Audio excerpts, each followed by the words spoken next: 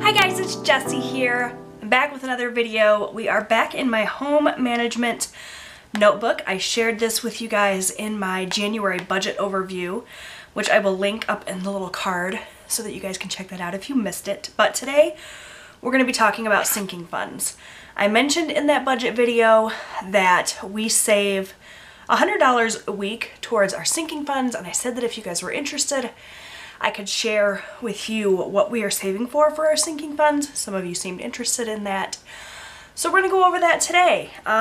Sinking funds, if you're not familiar, are basically those expenses that happen every year, but not necessarily on a monthly basis. So they're kind of variable expenses. They're infrequent. They're not necessarily every month, but they're still something that you need to budget and plan for. And so what we have done is we have created a list, which I'll show you here in a second, of all of the things that we anticipate having to be paid for in 2019 that's not a regular expense. We listed everything out, we added everything up, we divided it by 52 weeks in a year, and we got a total to see how much we needed to save every week to be able to cover these expenses when they come up. So I'm going to take you into my little page where I have my sinking funds listed. It's very messy. It's not super cute or anything. It's just something I jotted down real quick. And I'm going to take you through what they are, when they need to be saved for, etc., etc. Alright, you guys, so hopefully you are in focus. I am still trying to get this whole overhead shot thing figured out. But these are our sinking funds for 2019. So these are all of the things listed out that we are going to need to cover in 2019. Now, is it a complete list? Probably not. I'm sure there's some things that we forgot, some things that we will have to add in and tweak as the year progresses. But these are just all of the things that I could think of off the top of my head that we were going to need to cover in the new year. Things that I wanted to make sure that we were not going to be swiping a credit card to take care of. So the first thing that we needed to save for, and something that we've already actually fully funded and paid for, are our car tags. My husband, his birthday is in January, so our tags need to be renewed every January. This is for our truck as well as his motorcycle, and it costs about $200. So we saved that. We have already actually paid for that, so that was good. We started this sinking fund thing back in October or November, so we had our previous Christmas, our Christmas of 2018, was 100% cash. We did not have to swipe a credit card for that at all, so that was amazing. That's the first year we've ever done that. And also our car tags were fully funded before the new year even began, so that's exciting. The next thing is haircuts for my guys. So my husband and my two sons. They typically will go for haircuts every other month. We don't maybe go as often as we should. We kind of let them get a little straggly in between just to save a few dollars. But so we go every other month. It costs about $50 every time they go between the haircuts and the tips. And so I figured that they'd be going in January, March, May, July, September, and November at $50 each time. That's about $300 in haircuts for the year. So that's where that number came from. Next up, we have Valentine's Day. So we don't do a whole lot to celebrate for Valentine's Day. I typically will go and get little goodies for my kiddos and make them a little Valentine's Day grab bag gift type thing. I've done a video before on what I put in that sort of bag. And if I remember, I will link that as well. It was quite a few years ago. But it's kind of that sort of thing. They get a little candy, they get a little card, nothing major. And then my husband and I will typically exchange cards, or sometimes he'll buy me flowers. Either way, it's not a huge expense. We've budgeted about $50 for that. And obviously that needs to be funded by February of 2019.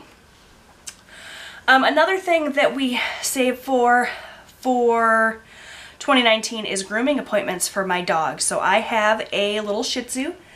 If you're not familiar with Shih Tzus, their hair, it's not fur, it's actually hair, and it constantly grows. It never stops growing. So it's just like you or I. They need a haircut occasionally. We always do a little puppy cut for her. We cut her real short so that she stays good and clean. And typically I take her for grooming every 3 months. Now again, that's something that probably could happen more regularly, but we stretch it out a little bit just to save a few dollars.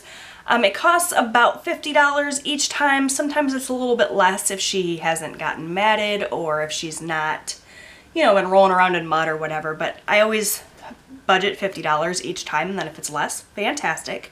So I have her scheduled to go in February, May, August, and November. $50 each. That's going to be about $200 in grooming appointments for patches for the year.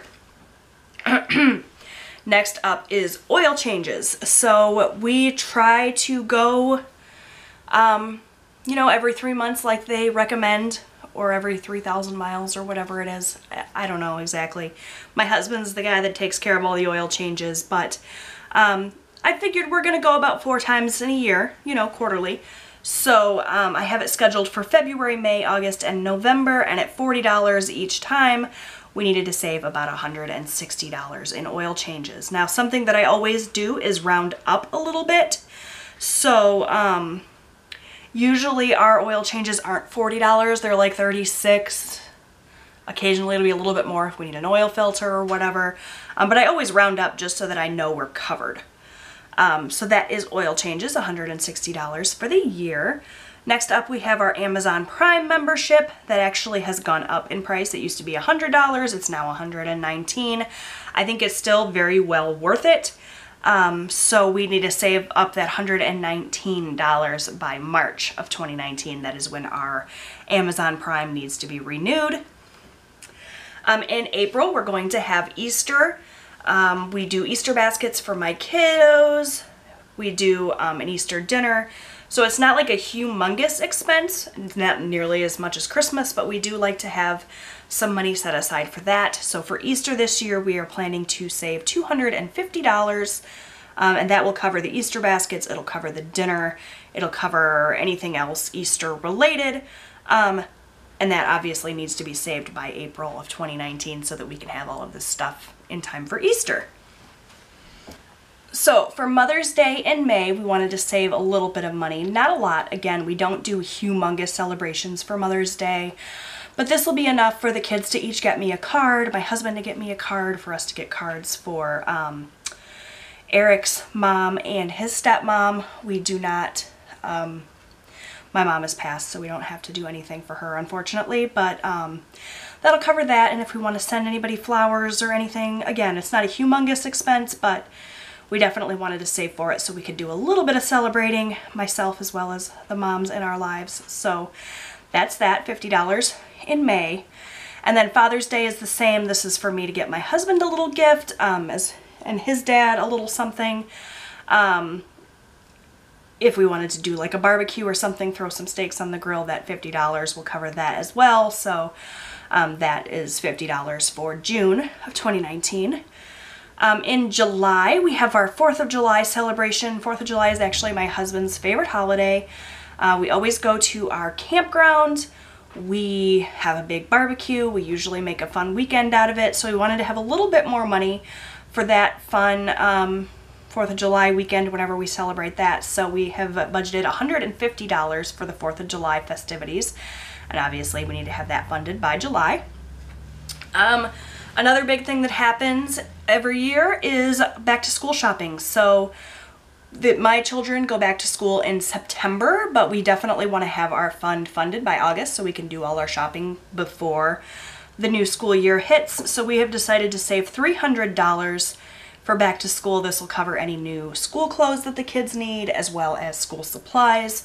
My oldest son just got a whole new wardrobe, and we spent a lot of money on it. Not a lot of money. It could have been a lot more. We actually were very frugal when we shopped at the beginning of this school year, so September of 2018. And I did do a haul on that if you guys are interested in seeing the things that I picked up for him as well as my youngest son for back to school. School supplies, school clothes. I always do like a big haul video, actually a few haul videos for that. So you guys can check that out. I will list that up in the little eye as well as in the description box. But I don't anticipate him needing a whole lot of new stuff in terms of clothing because he hasn't grown. He'll need new shoes. My youngest son will need new shoes and some new clothes. They'll need school supplies and stuff, but I think $300 is going to more than cover it. I'm a bargain shopper. We shop at Kohl's and always check the clearance racks and stuff, so $300 should more than cover it. And that obviously needs to be funded by August of 2019. A big celebration in our house is always the hunting season. My husband is a big hunter. Yay. I love that he gets to do it because he loves it and it puts food in our freezer. But I am what I lovingly refer to as a hunting widow from October to the first of the new year. My husband's gone every weekend hunting, so I miss him, but it is what it is. That's his hobby. So he always needs his deer tags, his hunting license, that sort of thing. And so that costs money, and then we also have a little bit of money set aside for any processing fees that we incur if he manages to bag a deer. He did bag a deer this hunting season, and it cost us about $100 to process that. He has other ideas for processing in 2019 that he claims is going to be less expensive, but either way, I've set aside $150 for hunting. That'll cover anything that he needs if he needs, you know, scent-free shampoo, stuff like that. It may be a little bit more, and you will see at the end here when I'm tallying everything up that we do have a bit of a buffer in our sinking funds, but that's kind of like bare bones. Where is it here? $150 for his hunting things. He also, my husband and I are members of a shooting range where he can go and sight in his hunting rifles and whatnot. So we pay $105 a year in dues for that, and that is due in October. So we have set aside that money for that, $105. That's that. We're kind of coming to the end here. In October, obviously, we celebrate Halloween. Now, Halloween is not a big, huge thing around here anymore. My oldest son no longer does trick-or-treating, so he doesn't need a costume. So we just budgeted $50 that'll cover my youngest son's costume if he decides he wants to go trick-or-treating. This year, in 2018 for Halloween, he spent $1 on a costume at the Dollar Tree. Like, we're not fancy Halloween people, but I want to make sure we have enough to cover any expenses there. This will also cover our fun little Halloween dinner that we do. We always do little mummy dogs and some stuff like that. My oldest son and I will sit at home and watch Halloween movies while my husband takes Austin out trick-or-treating. So $50 for Halloween for that. That'll also cover any kind of costume if my husband and I, in years past, we have gotten invited to like costume parties and stuff. We have a lot of stuff in storage that we can use for that, but it's a little bit of extra money just in case we need that. Our biggest expense of the year is our annual campsite. So back in the spring, summer of 2018, we bought a camper and we have it on an annual campsite. We pay an annual fee to be able to put the camper there. It's about $13.50 a year. It's actually a very reasonable price for something like that. It's winter storage, so the camper can sit there all winter. And then we can obviously camp every weekend, all spring, summer, fall. It's our entertainment money. It's our form of vacation. We don't do big fancy vacations. We do a lot of camping trips to our campers. So we pay about $13.50, $13.80, something like that for the campground annually. Right now we are currently paying it month to month, but our goal is to be able to pay it just once a year so that we don't have to incur that expense every month. I'd rather save up a little bit at a time now to be able to pay it all annually than have to come up with that money every month. You know what I mean? It'll just kind of free up some of our finances for 2020 now if we can pay the camper for the year. So the campground, like I said, it's like $380. I have $1,500 written down. That will definitely cover everything just in case they have an increase in price or if we need anything else campground related.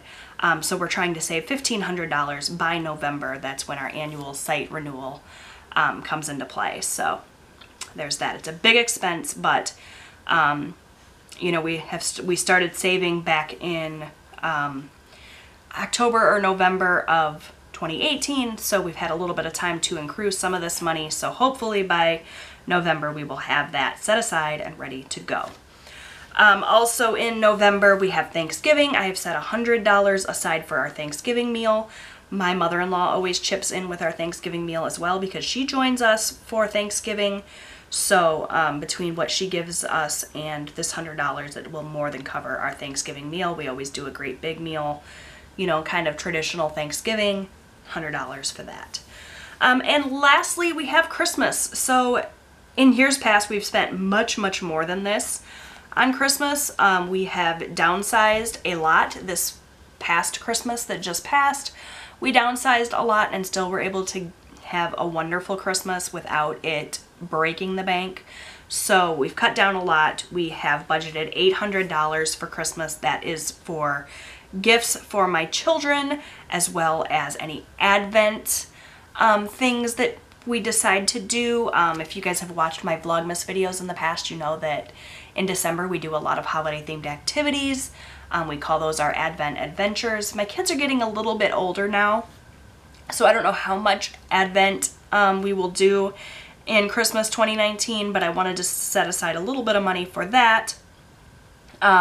And this is just like our initial Christmas savings. We will probably be pulling money in October and November and December from our actual income for anything above and beyond this $800, but we want to save at least $800 between now and then.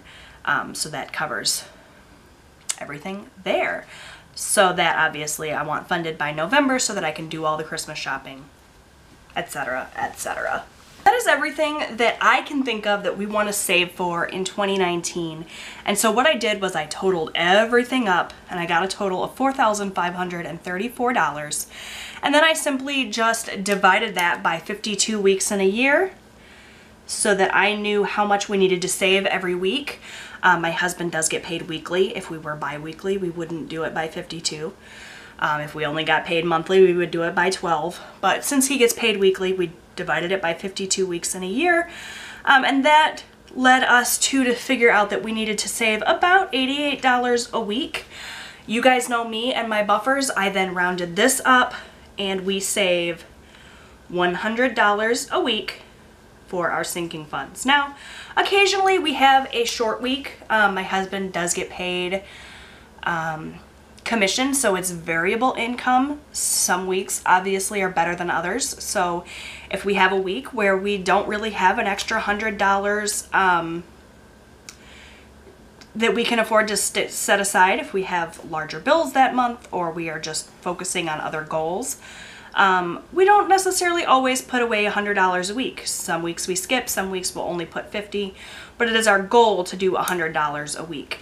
And on more fruitful weeks when we have more money, sometimes we'll stick $200 a week in there. As long as it averages out to be about $100 a week, we're satisfied. We're not crazy about our sinking funds. We are not setting up separate savings accounts for each individual thing. All of this money just goes into one account and then we pull from it as needed. So in January when we needed our car tags, we took the money for the car tags right from that account. When haircuts roll around this month, we will go ahead and just pull that $50 out of the account. Like we're doing basically what I call lazy sinking funds. It's all just in one account, everything's lumped together, and we pull from it as needed. If something else comes up that I haven't accounted for here, we may pull money out of our sinking funds for that and then use our actual income to get a haircut. It just depends.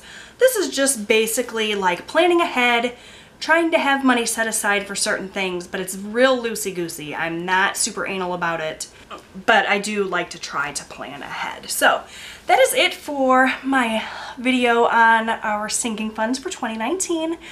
As I said, things inevitably will come up. This might get tweaked or changed. We may get to Easter and decide we don't need $250 and only pull $150, and that other $100 will sit there for something else. Maybe we'll go for an oil change and it'll cost a little bit more than we anticipate, but the main thing is just to be thinking about these things, having these things in mind so that we don't do our February budget and forget, oh crap, we didn't budget anything for Valentine's Day, or oh no, we forgot about Father's Day. Just something to be thinking about in the new year. So that's it for my video today. I hope you guys enjoyed it. Let me know if you guys do the sinking funds thing. Let me know how you do it. What are you saving for? Do you see anything on here that I have forgotten? Something that you think I should add to my sinking funds? Let me know if you guys are super strict with your sinking funds, if you have separate accounts for everything and how you manage that. I'd love to hear from you. So thanks so much for watching, guys. I hope you are enjoying the budgeting videos. I know this one was kind of more talk and less action in terms of like writing things down. I've been in the process of kind of adding things to my planner and making my budgeting process a little bit prettier. So I've been adding stickers and things and kind of checking in with my budget here just to do a little bit of something different. I'm not ready to share that with you guys yet because I don't know if it's gonna stick. But I've been having fun playing around with that and using my home management notebook. The more I talk about budgeting here on my channel, the more I'm kind of having fun with the whole budgeting process. So thanks so much for watching, guys. I'm done rambling now. Give the video a thumbs up if you liked it. Subscribe so that you never miss a video. Let me know what else you'd like to see in terms of budget videos. I'd be happy to bring those to you. Yeah, have a good day, guys. Bye.